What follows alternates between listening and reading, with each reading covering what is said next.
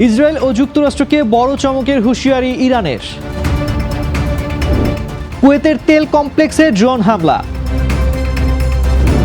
পাকিস্তানে 1 মাস গণপরিবহন ফ্রি ঘোষণা প্রধানমন্ত্রীর। ইরান থেকে বিধ্বস্ত বিমানের দ্বিতীয় ক্রুকে উদ্ধার করেছে যুক্তরাষ্ট্র। ইউক্রেনে রাশিয়ার ব্যাপক হামলা, নিহত 15। আমন্ত্রণ জানাচ্ছি বাংলাদেশ প্রতিদিনের বিশ্ব সংবাদের সাথে আছি আমি তানজির রহমান। শুনছিলেন এতক্ষণ সংবাদ শিরোনাম, এবারে বিস্তারিত। পদ্মা সেতু, মেট্রো রেল এবং এলিভেটেড এক্সপ্রেসওয়ে নির্মাণের গর্বিত অংশীদার বসুন্ধরা সিমেন্ট। দখলদার ইসরায়েল ও যুক্তরাষ্ট্রের জন্য সামনে বড় চমক আছে বলে হুঁশিয়ারি দিয়েছে ইরান। দেশটির এক নিরাপত্তা কর্মকর্তা জানান, তেহরান নিজস্ব টার্গেট ব্যাংক অনুযায়ী এগোচ্ছে। সেসব লক্ষ্যবস্তুতে আঘাত চালালে মার্কিনী ও ইসরায়েলিরা রীতিমতো চমকে যাবে। তিনি জানান, গেরিলা ও অসম যুদ্ধে শত্রুকে হারানোর কৌশল ইরান ভালোই জানে। ট্রাম্পের সেতুতে হামলার হুমকিকে হাস্যকর ও ব্যর্থতার বহিঃপ্রকাশ বলছে তেহরান। এদিকে হরমুজ প্রণালী খুলে দিতে ট্রাম্পের 48 ঘন্টার আলটিমেটাম প্রত্যাখ্যান করেছে ইরান। জেনারেল আলিয়াবাদী ট্রাম্পের এই হুমকিকে অস্থির ও ভারসাম্যহীন বলে আখ্যা দেন। তিনি পাল্টা হুঁশিয়ারি দিয়ে বলেন, যুক্তরাষ্ট্রের জন্যই ভয়াবহ পরিস্থিতির সৃষ্টি হবে। এর আগে ট্রাম্প তেহরানের বড় হামলার দাবি করে একটি বিস্ফোরণের ভিডিও প্রকাশ করেন। সেখানে অনেক সামরিক নেতাসহ ব্যাপক ক্ষয়ক্ষতি হয়েছে বলে দাবি করেছেন মার্কিন প্রেসিডেন্ট। তবে ইরান বলছে, মার্কিন সামরিক অভিযান ব্যর্থ হয়েছে এবং পরিস্থিতি এখন তাদের অনুকূলে। সার্বিক পরিস্থিতিতে মধ্যপ্রাচ্যের এই উত্তেজনা এখন চরম পর্যায়ে পৌঁছেছে। কুয়েতের সুয়াইখ তেল সেক্টর কমপ্লেক্স ও সরকারি মন্ত্রণালয় ভবনে ভয়াবহ ড্রোন হামলা চালিয়েছে ইরান। রোববার সকালে চালানো এই হামলায় কুয়েত পেট্রোলিয়াম কর্পোরেশন ও তেল মন্ত্রণালয় অবকাঠামোতে আগুন ধরে যায়। আলাদা এক হামলায় দেশটির একটি পানি শোধনাগার ও বিদ্যুৎ কেন্দ্র ব্যাপক ক্ষতিগ্রস্ত হয়েছে বলে জানা গেছে। বিদ্যুৎ মন্ত্রণালয়ের মতে, এই ক্রিমিনাল আগ্রাসনে 2টি বিদ্যুৎ উৎপাদন ইউনিট সম্পূর্ণ বন্ধ হয়ে গেছে। কুয়েতের অর্থ মন্ত্রণালয় জানিয়েছে, সরকারি অফিস কমপ্লেক্সগুলোতে অবকাঠামোগত ব্যাপক ক্ষয়ক্ষতি হয়েছে।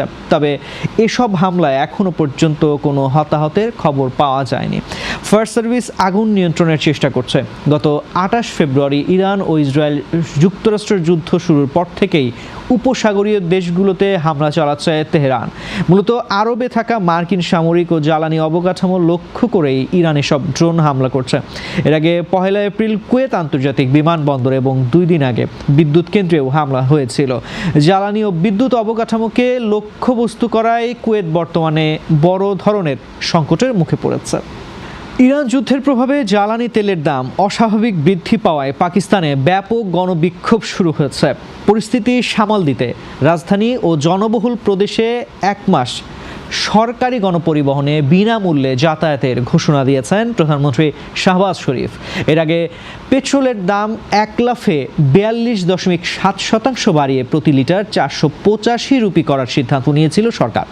এই সিদ্ধান্তের প্রতিবাদে দেশজুড়ে তীব্র বিক্ষোভ ও পেট্রোল পাম্পগুলোতে যানবাহনের দীর্ঘ সারি তৈরি হয়।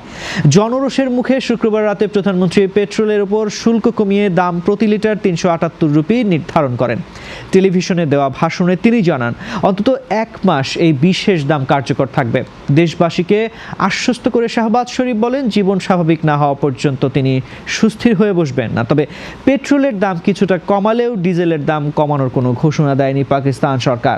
বর্তমানে 54.9% দাম বৃদ্ধির পর প্রতি লিটার ডিজেল 520 রুপিতে বিক্রি হচ্ছে।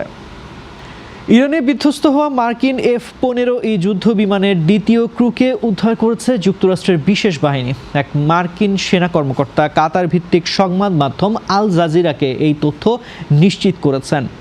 গত শুক্রবার সকালে ইরানের ইসলামী বিপ্লবী গার্ড বাহিনী এই যুদ্ধ বিমানটি ভূপাতিত করেছিল।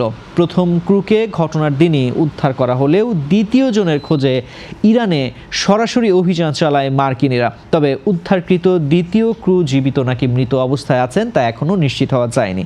এই উদ্ধার অভিযান সফল করতে মার্কিন বাহিনীকে ইরানি সেনাদের সঙ্গে ব্যাপক লড়াই করতে হয়েছে।